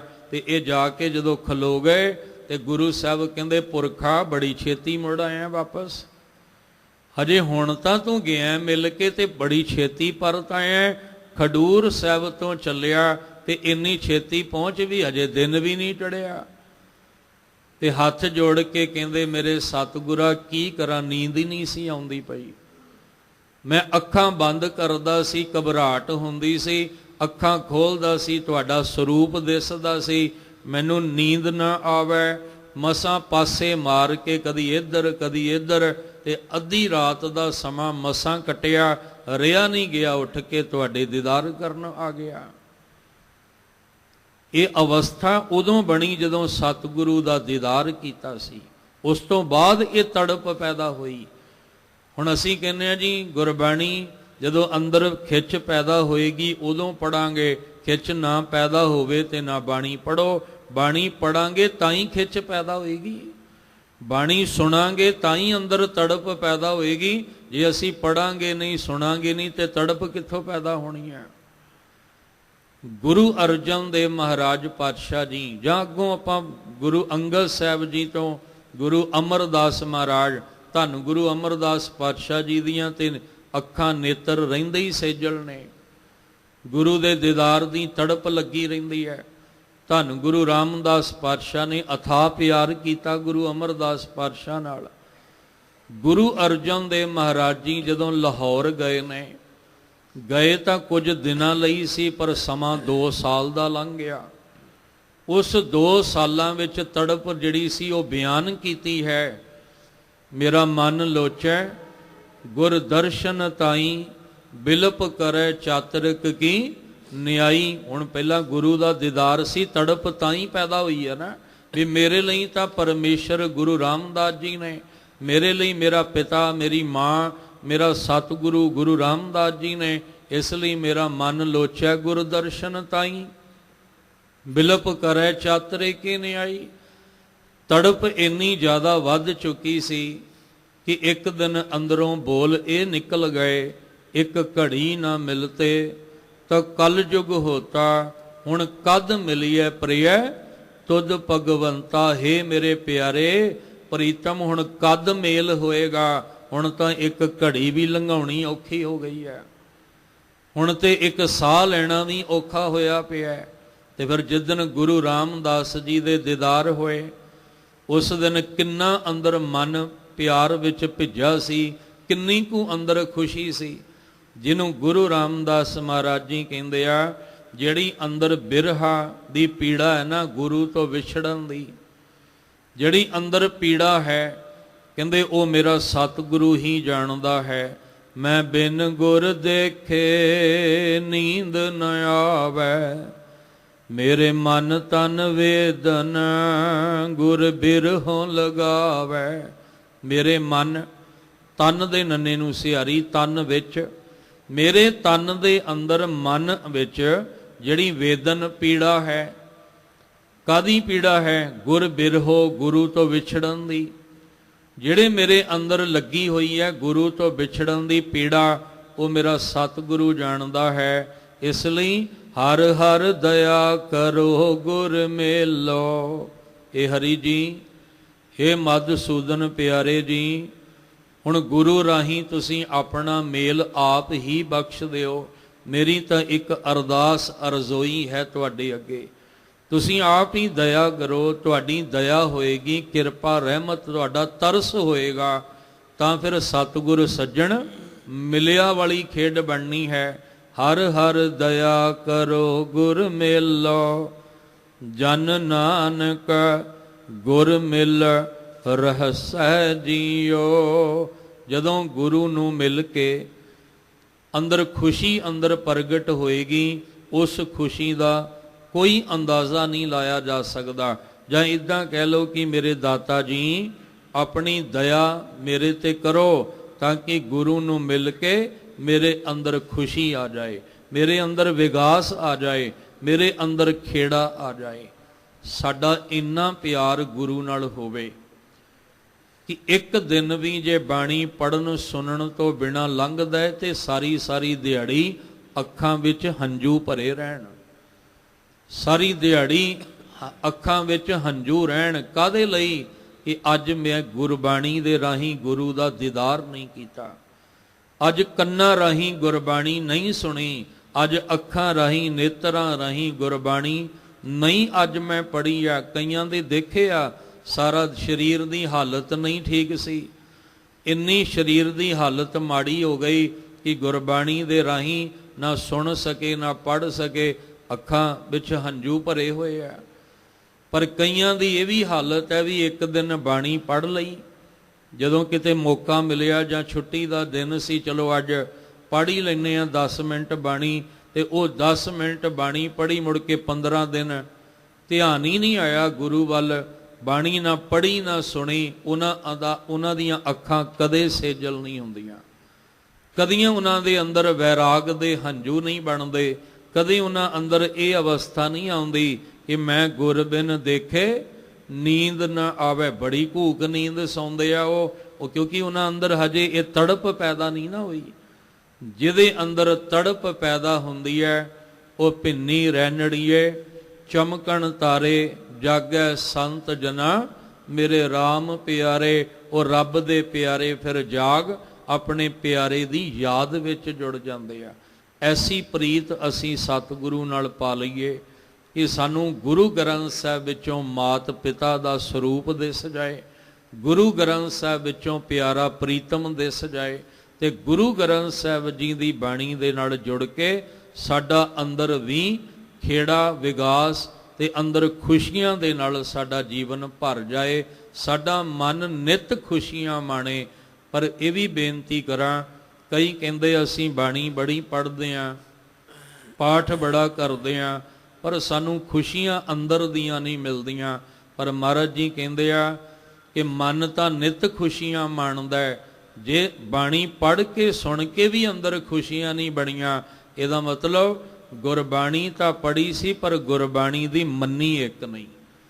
ਗੁਰਬਾਣੀ ਦਾ ਪਾਠ ਤਾਂ ਕੀਤਾ ਸੀ ਪਰ ਜੋ ਗੁਰਬਾਣੀ ਨੇ ਦੱਸਿਆ ਉਹਦੇ ਤੇ ਅਮਲ ਨਹੀਂ ਕੀਤਾ, ਤੇ ਜੇ ਅਮਲ ਨਹੀਂ ਕਰਾਂਗੇ ਤੇ ਫਿਰ ਗੱਲ ਨਹੀਂ ਬਣਨੀ। ਸ਼ੁਭ ਅਮਲਾਂ ਬਾਝੋਂ ਦੋਵੇਂ ਰੋਏ। ਗੁਰਬਾਣੀ ਪਾਠ ਕਰਨ ਦਾ ਮਤਲਬ ਜੋ ਗੁਰਬਾਣੀ ਕਹਿੰਦੀ ਹੈ ਉਹਦੇ ਤੇ ਅਮਲ ਵੀ ਕਰੀਏ। ਜਿਸ ਦਿਨ ਅਮਲ ਕਰਨ ਲੱਗ ਜਾਾਂਗੇ ਉਸ ਦਿਨ ਮਨ ਨਿਤ ਖੁਸ਼ੀਆਂ ਮਾਣੇਗਾ, ਨਿਤ ਅੰਦਰ ਵਿਗਾਸ ਵਿੱਚ ਖੇੜੇ ਦੇ ਵਿੱਚ ਰਹੇਗਾ। ਜਿੱਥੇ ਧੰਨ ਗੁਰੂ ਰਾਮਦਾਸ ਪਾਤਸ਼ਾਹ ਜੀ ਦੇ ਇਸ ਪਾਵਨ ਸ਼ਬਦ ਨੂੰ ਵਿਚਾਰ ਦੇ ਰਾਹੀਂ ਆਪਾਂ ਸਮਝਣ ਦਾ ਯਤਨ ਕੀਤਾ ਰਲ ਮਿਲ ਕੇ, ਉੱਥੇ ਅੱਜ ਪੰਜਵੇਂ ਪਾਤਸ਼ਾਹ ਧੰਨ ਗੁਰੂ ਅਰਜਨ ਦੇਵ ਮਹਾਰਾਜ ਜੀ ਬਾਣੀ ਕੇ ਬੋਹਿਤ ਆਪ ਪ੍ਰਤੱਖ ਹਰੀ ਦਾ ਰੂਪ ਗੁਰੂ ਸਾਹਿਬ ਜੀ ਦਾ ਅੱਜ ਪ੍ਰਕਾਸ਼ ਪੁਰਬ ਹੈ। ਅੱਜ ਦੇ ਦਿਨ ਧੰਨ ਗੁਰੂ ਅਰਜਨ ਦੇਵ ਮਹਾਰਾਜ ਜੀ ਗੋਇੰਦਵਾਲ ਸਾਹਿਬ, ਗੋਇੰਦਵਾਲ ਜੋ ਸਿੱਖੀ ਦਾ ਧੁਰਾ ਹੈ, ਉਸ ਵਕਤ ਤੀਸਰੇ ਪਾਤਸ਼ਾਹ ਧੰਨ ਗੁਰੂ ਅਮਰਦਾਸ ਮਹਾਰਾਜ ਜੀ ਚਵਰ ਛਤਰ ਤਖਤ ਦੇ ਮਾਲਕ ਨੇ। ਗੁਰੂ ਰਾਮਦਾਸ ਪਾਤਸ਼ਾਹ ਜੀ ਦੇ ਘਰ ਵਿੱਚ ਤੇ ਸਤਿਕਾਰਯੋਗ ਮਾਤਾ ਬੀਬੀ ਭਾਨੀ ਜੀ ਦੇ ਘਰ ਵਿੱਚ 1563 ਨੂੰ ਅੱਜ ਦੇ ਦਿਨ ਗੁਰੂ ਸਾਹਿਬ ਜੀ ਦਾ ਪ੍ਰਕਾਸ਼ ਹੁੰਦਾ ਹੈ। ਤੇ ਭੱਟ ਸਾਹਿਬਾਨ ਜਦੋਂ ਉਸਤਤ ਕਰਦੇ ਆ, ਜਿੱਥੇ ਉਹਨਾਂ ਨੇ ਆਖਿਆ ਵੀ ਗੁਰ ਅਰਜਨ ਪ੍ਰਤੱਖ ਹਰ, ਤੁਸੀਂ ਆਪ ਪ੍ਰਤੱਖ ਹਰੀ ਦਾ ਰੂਪ ਹੋ, ਉੱਥੇ ਉਹਨਾਂ ਨੇ ਆਖਿਆ ਗੁਰ ਅਰਜਨ ਘਰ ਗੁਰੂ ਰਾਮਦਾਸ ਭਗਤ ਉਤਰ ਆਇਓ। ਗੁਰੂ ਰਾਮਦਾਸ ਮਹਾਰਾਜ ਜੀ ਤੁਹਾਡੇ ਘਰ ਵਿੱਚ ਅੱਜ ਭਗਤੀ ਦੀ ਮੂਰਤ ਉਤਰ ਕੇ ਆਈ ਹੈ। ਅੱਜ ਭਗਤੀ ਦਾ ਰੂਪ ਪ੍ਰਗਟ ਤੁਹਾਡੇ ਘਰ ਵਿੱਚ, ਕਿਉਂਕਿ ਭਗਤੀ ਵਾਲਾ ਹੀ ਤਤੀ ਤਵੀ ਤੇ ਬੈਠ ਕੇ ਉਸ ਮਾਲਕ ਦੇ ਗੁਣ ਗਾ ਕੇ ਕਹਿ ਸਕਦਾ ਹੈ, ਤੇਰਾ ਕੀਆ ਮਿੱਠਾ ਲਾਗੈ ਹਰ ਨਾਮ ਪਦਾਰਥ ਨਾਨਕ। ਸਾਡੇ ਅੰਦਰ ਭਗਤੀ ਦਾ ਜਾਗ ਨਹੀਂ ਲੱਗਦਾ। ਅਸੀਂ ਤਾਂ ਜਿੰਨੇ ਸੁੱਖ ਸੁਵਿਧਾ ਸਾਡੇ ਕੋਲ ਅੱਜ ਹੈ ਨਾ, ਉਨੇ ਜ਼ਿਆਦਾ ਅਸੀਂ ਦੁਖੀ ਵੀ ਹਾਂ, ਪਰੇਸ਼ਾਨ ਵੀ ਹਾਂ, ਡਿਪਰੈਸ਼ਨ ਵਿੱਚ ਵੀ ਹਾਂ। ਕਾਰਨ ਕੀ ਹੈ? ਕਿ ਸਾਡੇ ਅੰਦਰ ਹਜੇ ਭਗਤੀ ਦਾ ਜਾਗ ਨਹੀਂ ਲੱਗਾ। ਭਗਤੀ ਦਾ ਜਾਗ ਲੱਗਾ ਹੋਵੇ ਤੇ ਮਹਾਰਾਜ ਕਹਿੰਦੇ ਆ ਬਾਹਰੋਂ ਹਨੇਰੀਆਂ ਦੁੱਖ ਦੀਆਂ ਚੱਲਣ, ਤੂਫਾਨ ਆ ਜਾਣ, ਭਾਵੇਂ ਜਿੰਨੀ ਮਰਜ਼ੀ ਮੁਸੀਬਤਾਂ ਆ ਜਾਣ, ਪਰ ਤੇਰਾ ਅੰਦਰ ਕਦੇ ਨਹੀਂ ਡੋਲੇਗਾ ਜੇ ਅੰਦਰ ਕਿਤੇ ਭਗਤੀ ਦਾ ਜਾਗ ਲੱਗਾ ਹੈ। ਤੇ ਜੇ ਅੰਦਰੋਂ ਭਾਂਡਾ ਖਾਲੀ ਹੈ, ਫਿਰ ਸੁੱਖ ਸੁਵਿਧਾ ਸਾਰੀਆਂ ਹੋਣ ਤਾਂ ਵੀ ਬੰਦਾ ਅੰਦਰ ਡੋਲਦਾ ਰਹਿੰਦਾ ਹੈ, ਤਾਂ ਵੀ ਡਿਪਰੈਸ਼ਨ ਦੇ ਵਿੱਚ ਹੀ ਜਿਉਂਦਾ ਹੈ। ਖੈਰ, ਧੰਨ ਗੁਰੂ ਅਰਜਨ ਦੇਵ ਪਾਤਸ਼ਾਹ ਦਾ ਪ੍ਰਕਾਸ਼ ਹੁੰਦਾ ਹੈ। ਇਹਨਾਂ ਤੋਂ ਪਹਿਲਾਂ ਦੋ ਭਰਾ ਨੇ ਗੁਰੂ ਅਰਜਨ ਦੇਵ ਪਾਤਸ਼ਾਹ ਦੇ, ਜਾਂ ਗੁਰੂ ਰਾਮਦਾਸ ਮਹਾਰਾਜ ਜੀ ਦੇ ਘਰ ਦੋ ਪਹਿਲਾਂ ਪੁੱਤਰ ਜਿਹੜੇ ਆ ਉਹ ਆਏ ਨੇ, ਪ੍ਰਿਥੀ ਚੰਦ ਦੇ ਰੂਪ ਵਿੱਚ ਤੇ ਮਹਾਦੇਵ ਦੇ ਰੂਪ ਵਿੱਚ। ਗੁਰੂ ਅਰਜਨ ਦੇਵ ਪਾਤਸ਼ਾਹ ਜੀ ਨੂੰ ਗੁੜਤੀਆਂ ਗੁਰੂ ਅਮਰਦਾਸ ਮਹਾਰਾਜ ਜੀ ਦੇ ਗੋਦ ਵਿੱਚੋਂ, ਚਰਨਾਂ ਦੇ ਵਿੱਚੋਂ ਦੀ ਮਿਲੀਆਂ ਤੇ ਸੁਭਾਵਕ ਬੋਲ ਨਿਕਲਦੇ ਰਹੇ, ਦੋਤਾ ਬਾਣੀ ਕਾ ਬੋਹਿਤਾ। ਸੁਭਾਵਕ ਬੋਲ ਨਿਕਲਿਆ, ਇਹ ਬਹੁਤ ਵੱਡਾ ਭਾਰੀ ਪੁਰਖ ਹੋਵੇਗਾ। ਜਾਂ ਮਹਾਰਾਜ ਨੇ ਆਖਿਆ ਸੀ, ਇਹ ਕਿਹੜਾ ਪੁਰਖ ਹੈ ਭਾਰੀ ਜਿਹਨੇ ਸਾਡੀ ਮੰਜੀ ਹਿਲਾਈ ਸਾਰੀ। ਕਿਉਂਕਿ ਜਦੋਂ ਬਚਪਨ ਵਿੱਚ ਰਿੜਦੇ ਰਿੜਦੇ ਆਉਂਦੇ ਆ, ਤੇ ਆਪ ਜੀ ਨੂੰ ਪਤਾ ਹੈ ਪੁਰਾਤਨ ਮੰਜੇ ਵੀ ਬੜੇ ਭਾਰੇ ਤੇ ਪਾਵੇ ਵੀ ਬੜੇ ਵੱਡੇ ਹੁੰਦੇ ਸਨ। ਆਮ ਬੰਦਾ ਤੇ ਚੁੱਕ ਨਹੀਂ ਸੀ ਸਕਦਾ, ਇੰਨਾ ਭਾਰੀ ਪਾਵਾ ਵੀ ਉਹਦਾ ਤੇ ਮੰਜਾ ਵੀ ਭਾਰੀ ਹੁੰਦਾ ਸੀ। ਤੇ ਗੁਰੂ ਅਰਜਨ ਦੇਵ ਪਾਤਸ਼ਾਹ ਉਹ ਸਿਰ ਦੇ ਨਾਲ ਦਰਵਾਜ਼ਾ ਖੋਲ ਕੇ ਤੇ ਰਿੜਦੇ ਰਿੜਦੇ ਉਸ ਪਾਵੇ ਦਾ ਸਹਾਰਾ ਲੈ ਕੇ ਤੇ ਗੁਰੂ ਅਮਰਦਾਸ ਮਹਾਰਾਜ ਤੱਕ ਪਹੁੰਚਦੇ ਆ। ਇੰਨੇ ਨੂੰ ਗੁਰੂ ਅਮਰਦਾਸ ਪਾਤਸ਼ਾਹ ਜੀ ਦੇ ਨੇਤਰ ਖੁੱਲੇ ਤੇ ਬਸ ਇੱਕੋ ਗੱਲ ਆਖੀ ਸੀ, ਕਹਿੰਦੇ ਕਿਹੜਾ ਪੁਰਖ ਹੈ ਭਾਰੀ, ਤੇ ਐਡਾ ਭਾਰੀ ਪੁਰਖ ਕਿਹੜਾ ਆ ਗਿਆ ਜਿਹਨੇ ਸਾਡੀ ਮੰਜੀਓ ਹੀ ਹਿਲਾ ਕੇ ਰੱਖਤੀ।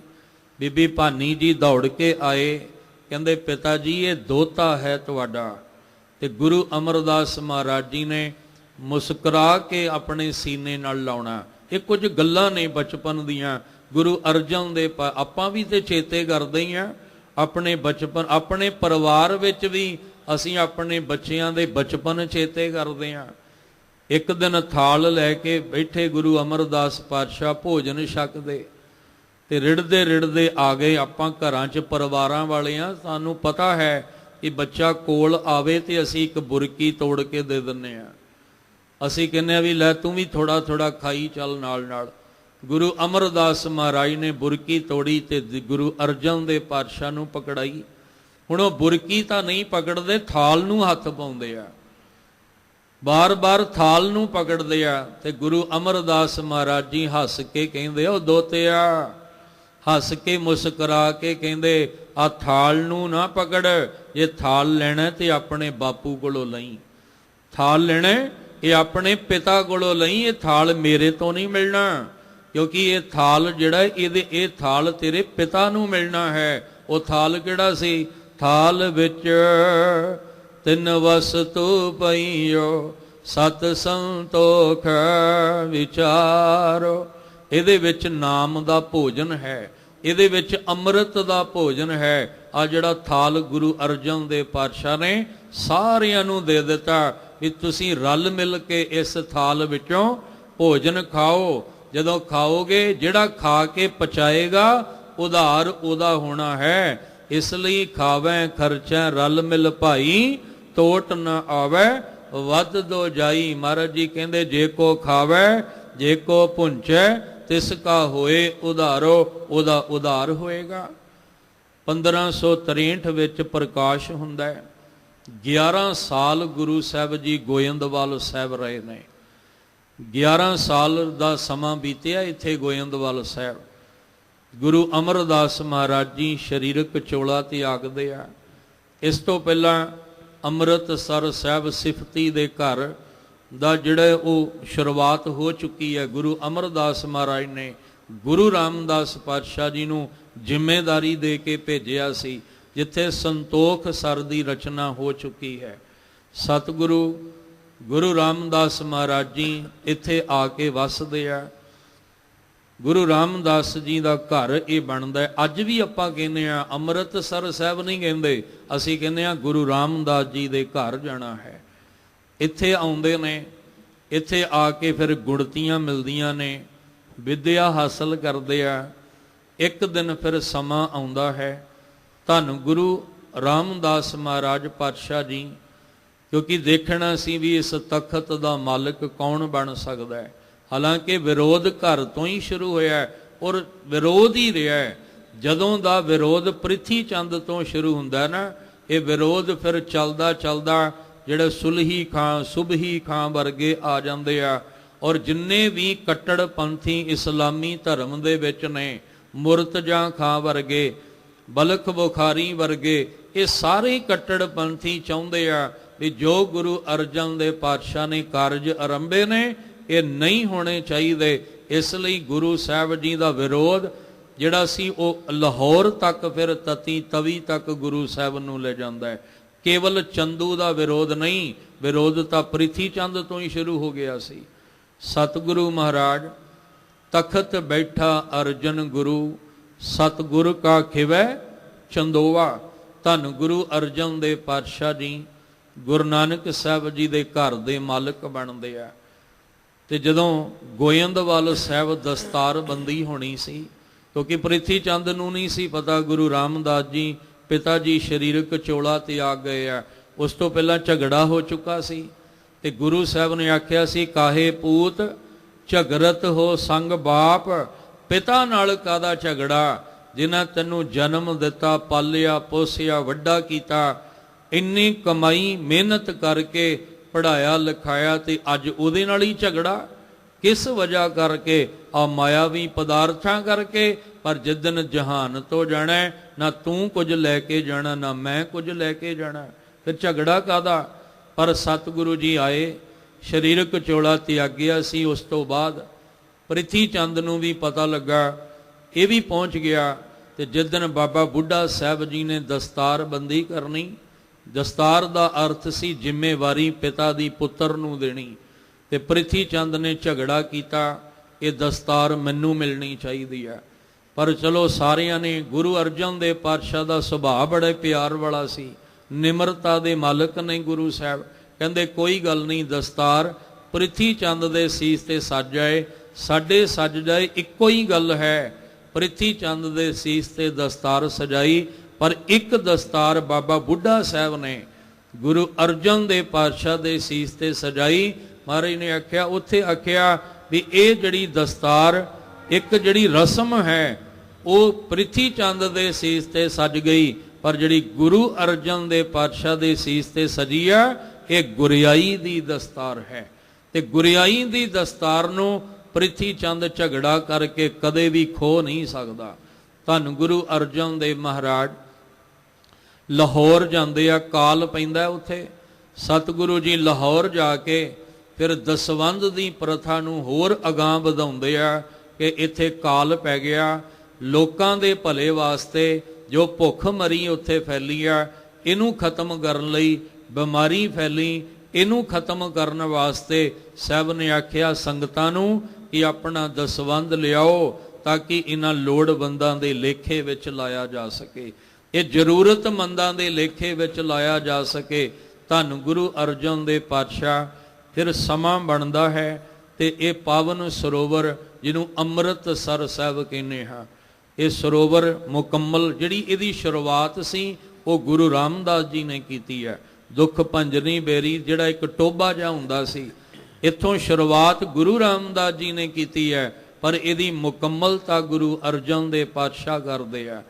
ਫਿਰ ਸਮਾਂ ਆਉਂਦਾ ਹੈ, ਇਸੇ ਹੀ ਸਰੋਵਰ ਦੇ ਵਿਚਕਾਰ ਹਰੀ ਮੰਦਰ ਰਚਿਆ ਜਾਂਦਾ ਹੈ, ਦਰਬਾਰ ਸਾਹਿਬ ਸੱਚਖੰਡ, ਜਿੱਥੇ ਗੁਰੂ ਸਾਹਿਬ ਜੀ, ਜਿਹੜਾ ਦੁੱਖ ਭੰਜਨੀ ਦੇ ਨਾਲ ਆਪਾਂ ਵੇਖਦੇ ਹਾਂ ਨਾ ਥੜਾ ਸਾਹਿਬ, ਇੱਥੇ ਬੈਠ ਕੇ ਮਹਾਰਾਜ ਨੇ ਆਖਿਆ ਸੀ, ਸੰਤਾਂ ਕੇ ਕਾਰਜ ਆਪ ਖਲੋਇਆ ਹਰ ਕੰਮ ਕਰਾਵਣ, ਆਇਆ RAM ਧਰਤ ਸੁਹਾਵੀ, ਤਾਲ ਸੁਹਾਵਾ ਵਿੱਚ ਅੰਮ੍ਰਿਤ ਜਲ ਛਾਇਆ RAM। ਉਹ ਹਰਮੰਦਰ ਸਾਹਿਬ ਦਰਬਾਰ ਸਾਹਿਬ ਦੀ ਰਚਨਾ ਕਿੰਨੇ ਕਮਾਲ ਦੀ ਕੀਤੀ। ਫਿਰ ਬੇਨਤੀ ਕਰਾਂ, ਕਿਉਂ? ਕਿਉਂਕਿ ਗੁਰ ਅਰਜਨ ਪ੍ਰਤੱਖ ਹਰ, ਗੁਰੂ ਅਰਜਨ ਦੇ ਪਾਤਸ਼ਾਹ ਤੁਸੀਂ ਪ੍ਰਤੱਖ ਆਪ ਹਰੀ ਦਾ ਰੂਪ ਹੋ, ਇਸ ਲਈ ਬਣਤਰ ਵੀ ਉਹਦੀ ਇਸ ਕਮਾਲ ਦੀ ਬਣਾਈ ਆ ਇਹ ਰਸਤਾ ਇੱਕ ਰੱਖਿਆ ਤੇ ਦਰਵਾਜ਼ੇ ਚਾਰ ਨੇ। ਮਹਾਰਾਜ ਕਹਿੰਦੇ ਨੇ ਇੱਕ ਰਾਤ ਆਇਓ, ਵਿਤਕਰੇ ਨਫ਼ਰਤ, ਊਚ ਨੀਚਤਾ, ਗਰੀਬੀ ਅਮੀਰੀ, ਇਹ ਸਭ ਕੁਝ ਬਾਹਰ ਛੱਡ ਕੇ ਇੱਕ ਰਾਤ ਤੋਂ ਇਕੱਠੇ ਹੋ ਕੇ ਆਇਓ। ਅਵਲ ਅੱਲਾਹ ਨੂਰ ਉਪਾਇਆ, ਕੁਦਰਤ ਕੇ ਸਭ ਬੰਦੇ, ਏਕ ਨੂਰ ਤੇ ਸਭ ਜਗ ਉਪਜਿਆ, ਕੌਣ ਭਲੇ ਕੋ ਮੰਦੇ। ਮਹਾਰਾਜ ਜੀ ਫਿਰ ਕਹਿੰਦੇ ਇੱਕ ਰਾਤ ਆਇਓ, ਪਰ ਜਦੋਂ ਅੰਦਰੋਂ ਆਵਾਜ਼ ਆਏਗੀ ਤੇ ਚਾਰੇ ਦਰਵਾਜ਼ਿਆਂ ਤੋਂ ਬਾਹਰ ਜਾਏਗੀ। ਇਹ ਆਵਾਜ਼ ਜਾਏਗੀ, ਏਕ ਪਿਤਾ ਏਕਸ ਕੇ ਹਮ ਬਾਰਕ। ਇੱਕ ਦਿਨ ਫਿਰ ਮਹਾਰਾਜ ਜੀ ਇੱਥੇ 1604 ਦੇ ਵਿੱਚ ਸਾਰੀ ਬਾਣੀ ਦੀ ਇਕੱਤਰਤਾ ਰਾਮਸਰ ਦੇ ਅਸਥਾਨ ਤੇ ਭਾਈ ਗੁਰਦਾਸ ਜੀ ਨੂੰ ਕੋਲ ਬਿਠਾ ਕੇ ਬਾਣੀ ਦੀ ਇਕੱਤਰਤਾ ਕਰਕੇ ਬਾਬਾ ਬੁੱਢਾ ਸਾਹਿਬ ਜੀ ਨੂੰ ਮਾਣ ਦਿੰਦਿਆਂ ਆਖਿਆ ਸੀ, ਭਾਈ ਬੁੱਢਾ ਖੋਲੋ ਗ੍ਰੰਥ, ਲਿਹੋ ਆਵਾਜ਼। ਜਿਹੜਾ ਹਰਮੰਦਰ ਸਾਹਿਬ ਦਰਬਾਰ ਸਾਹਿਬ ਚਾਰ ਦਰਵਾਜ਼ੇ ਰੱਖਿਆ, ਅੱਜ ਲਿਹੋ ਆਵਾਜ਼, ਸੁਣੈ ਸਭ ਪੰਥ, ਸਾਰਾ ਪੰਥ ਸੁਣ ਲਵੇ। ਚਾਰ ਦਰਵਾਜ਼ਿਆਂ ਵਿੱਚੋਂ ਆਵਾਜ਼ ਆਵੇ ਤੇ ਆਵਾਜ਼ ਵੀ ਕੀ ਆਈ ਸੀ, ਸੰਤਾਂ ਕੇ ਕਾਰਜ ਆਪ ਖਲੋਇਆ ਹਰ ਕੰਮ ਕਰਾਵਣ ਆਇਆ ਰਾਮ। ਇੱਥੇ ਖੱਤਰੀ ਵੀ ਆਵੇ, ਬ੍ਰਾਹਮਣ ਵੀ ਆਵੇ, ਸ਼ੂਦਰ ਵੀ ਆਵੇ, ਵੈਸ਼ ਵੀ, ਗਰੀਬ ਅਮੀਰ, ਹਰ ਧਰਮ ਵਰਗ ਦੇ ਲੋਕ ਆਉਣ, ਪਰ ਆਪਣੀ ਜਾਤ ਪਾਤ ਊਚ ਨੀਚਤਾ ਦਰਸ਼ਨੀ ਡਿਓਢੀ ਤੇ ਛੱਡ ਕੇ ਅੰਦਰ ਇੱਕ ਅਕਾਲ ਪੁਰਖ ਦਾ ਰੂਪ ਬਣ ਕੇ ਆਉਣ। ਤੇ ਜਦੋਂ ਦਰਬਾਰ ਸਾਹਿਬ ਆ ਕੇ ਗੁਰ ਪਰਮੇਸ਼ਰ ਨੂੰ ਦੀਦਾਰ ਕਰਨ, ਤੇ ਜਦੋਂ ਗੁਰ ਪਰਮੇਸ਼ਵਰ ਦੇ ਬੋਲ ਸੁਣਨ ਤੇ ਉਹਨਾਂ ਨੂੰ ਨਿਰੰਕਾਰ ਦਾ ਦਰਸ਼ਨ ਹੋ ਜਾਏ। ਧੰਨ ਗੁਰੂ ਅਰਜਨ ਦੇਵ ਪਾਤਸ਼ਾਹ ਨੇ ਸਮਾਂ ਪਾ ਕੇ ਤਰਨ ਤਾਰਨ ਸਾਹਿਬ ਵਰਗੇ ਪਵਿੱਤਰ ਅਸਥਾਨ ਦੀ ਰਚਨਾ ਕੀਤੀ ਹੈ। ਆ ਜਲੰਧਰ ਦੇ ਨੇੜੇ ਕਰਤਾਰਪੁਰ ਸਾਹਿਬ ਗੁਰੂ ਸਾਹਿਬ ਮਹਾਰਾਜ ਨੇ ਉਸਾਰਿਆ ਹੈ। ਔਰ ਜਿੱਦਣ ਹਰਗੋਬਿੰਦ ਸਾਹਿਬ ਪਾਤਸ਼ਾਹ ਜੀ ਦਾ ਪ੍ਰਕਾਸ਼ ਹੋਇਆ ਤੇ ਛੇਹਰਠਾ ਸਾਹਿਬ ਜਿਹੜਾ ਅਸਥਾਨ ਹੈ, ਉਹ ਖੂਹ ਜਿਹਨੂੰ 6 ਜਿਹੜੇ ਹਰਠ ਲਾਏ ਨੇ ਮਹਾਰਾਜ ਨੇ, ਉਹ ਅਸਥਾਨ ਪ੍ਰਗਟ ਕੀਤਾ। ਬਾਣੀ ਦਾ ਪ੍ਰਸਾਰ ਕਰਕੇ ਸਾਨੂੰ ਸਭ ਤੋਂ ਵੱਡੀ ਬਖਸ਼ਿਸ਼ ਦਿੱਤੀ, ਸੁਖ ਮਨੀ ਸੁਖ ਅੰਮ੍ਰਿਤ ਪ੍ਰਭ ਨਾਮ, ਭਗਤ ਜਨਾਂ ਕੈ ਮਨ ਬਿਸਰਾਮ। ਉਹਦੇ ਵਿੱਚ ਸਮਝਾਇਆ, ਤਜੋ ਸਿਆਨਪ ਸੁਰਜਨੋ, ਸਿਮਰੋ ਹਰ ਹਰ ਰਾਏ, ਏਕ ਆਸ ਹਰ ਮਨ ਰੱਖੋ, ਨਾਨਕ ਦੁਖ ਭਰਮ ਭਉ ਜਾਏ। ਤੇ ਭੱਟ ਨੇ ਐਵੇਂ ਨਹੀਂ ਸੀ ਕਿਹਾ, ਜਬ ਲਉ ਨਹੀਂ ਭਾਗ ਲਿਲਾਰ ਉਦੈ, ਤਬ ਲਉ ਭਰਮ ਤੇ ਫਿਰਤੇ ਬਹੁਤ ਆਇਓ, ਕਲ ਘੋਰ ਸਮੁੰਦਰ ਮੈਂ ਬੂਡਤ ਥੇ, ਕਬ ਹੂੰ ਮਿਟ ਹੈ ਨਹੀਂ ਰੇ ਪਛਤਾਇਓ, ਤਤ ਵਿਚਾਰ ਯਹ ਮਥਰਾ, ਜਗ ਤਾਰਨ ਕੋ ਅਵਤਾਰ ਬਣਾਇਓ, ਜਪਿਓ ਜਿਨ ਅਰਜਨ ਦੇਵ ਗੁਰੂ, ਫਿਰ ਸੰਕਟ ਜੋਨ ਗਰਭ ਨ ਆਇਓ। ਐਸੇ ਸਮਰੱਥ ਗੁਰੂ ਪਾਤਸ਼ਾਹ ਜੀ ਦੇ ਪਾਵਨ ਪੁਰਬ ਦੀਆਂ ਗੁਰਦੁਆਰਾ ਦੁੱਖ ਨਿਵਾਰਨ ਸਾਹਿਬ ਸਮੁੱਚੀ ਪ੍ਰਬੰਧਕ ਕਮੇਟੀ ਵੱਲੋਂ ਆਪ ਜੀ ਨੂੰ ਬਹੁਤ ਬਹੁਤ ਮੁਬਾਰਕ ਵਧਾਈਆਂ। ਜੋ ਗੁਰੂ ਸਾਹਿਬ ਨੇ ਸਾਨੂੰ ਗੁਰੂ ਗ੍ਰੰਥ ਸਾਹਿਬ ਦੇ ਲੜ ਲਾਇਆ, ਸਾਡੇ ਅੰਦਰੋਂ ਨਫ਼ਰਤ, ਈਰਖਾ, ਦਵੈਸ਼ ਭਾਵਨਾ ਨੂੰ ਖਤਮ ਕੀਤਾ ਹੈ। ਆਪਾਂ ਵੀ ਗੁਰੂ ਸਾਹਿਬ ਜੀ ਦੇ ਚਰਨਾਂ 'ਚ ਜੁੜ ਕੇ ਅੰਦਰ ਦੀ ਭਾਵਨਾ ਐਸੀ ਬਣਾਈਏ ਕਿ ਗੁਰਬਾਣੀ 'ਚੋਂ ਹੀ ਸਾਨੂੰ ਨਿਰੰਕਾਰ ਦਾ ਦੀਦਾਰ ਦਰਸ਼ਨ ਹੋਵੇ ਤੇ ਸਾਡਾ ਜੀਵਨ ਲੇਖੇ ਵਿੱਚ ਲੱਗ ਜਾਏ। ਜਪਿਓ ਜਿਨ ਅਰਜਨ ਦੇਵ ਗੁਰੂ, ਜਪਿਓ ਜਿਨ ਅਰਜਨ ਦੇਵ ਗੁਰੂ,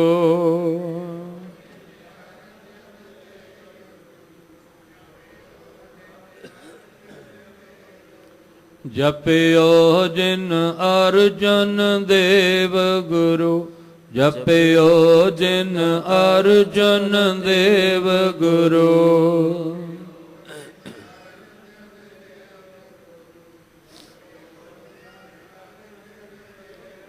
ਫਿਰ ਸੰਕਟ ਜੋਨ ਗਰਭ ਨ ਆਇਓ, ਫਿਰ ਸੰਕਟ ਜੋਨ ਗਰਭ ਨ ਆਇਓ। ਫਿਰ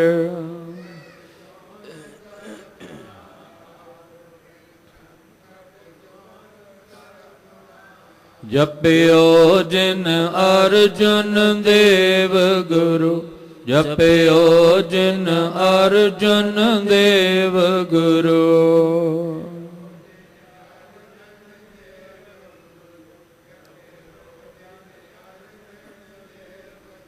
ਸਤਿਗੁਰੂ ਮਹਾਰਾਜ ਜੀ ਸਭਨਾਂ ਨੂੰ ਚੜ੍ਹਦੀ ਕਲਾ ਬਖਸ਼ਣ, ਨਾਮ ਬਾਣੀ ਦੇ ਨਾਲ ਜੋੜਨ, ਅੰਮ੍ਰਿਤ ਵੇਲੇ ਦੀ ਸੰਭਾਲ ਬਖਸ਼ਣ। ਅੱਜ ਦੀ ਵਿਚਾਰ ਕਰਦਿਆਂ ਬੇਅੰਤ ਭੁੱਲਾਂ ਹੋਈਆਂ ਸਤਿਗੁਰੂ ਬਖਸ਼ ਦੇਣ। ਧੰਨ ਗੁਰੂ ਰਾਮਦਾਸ ਪਾਤਸ਼ਾਹ ਜੀ ਦੇ ਪਾਵਨ ਬਚਨ ਆਪਣੇ ਹਿਰਦੇ ਅੰਦਰ ਵਸਾ ਲਈਏ ਜੀ। ਮੈਂ ਬਿਨ ਗੁਰ ਦੇਖੇ ਨੀਂਦ ਨਾ ਆਵੇ, ਮੇਰੇ ਮਨ ਤਨ ਵੇਦਨ ਗੁਰ ਬਿਰਹੁ ਲਗਾਵੇ। ਹਰ ਹਰ ਦਇਆ ਕਰਹੁ ਗੁਰ ਮਿਲਹੁ, ਜਨ ਨਾਨਕ ਗੁਰ ਮਿਲ ਰਹਸੇ ਜਿਉ। ਵਾਹਿਗੁਰੂ ਜੀ ਕਾ ਖਾਲਸਾ, ਵਾਹਿਗੁਰੂ ਜੀ ਕੀ ਫਤਿਹ।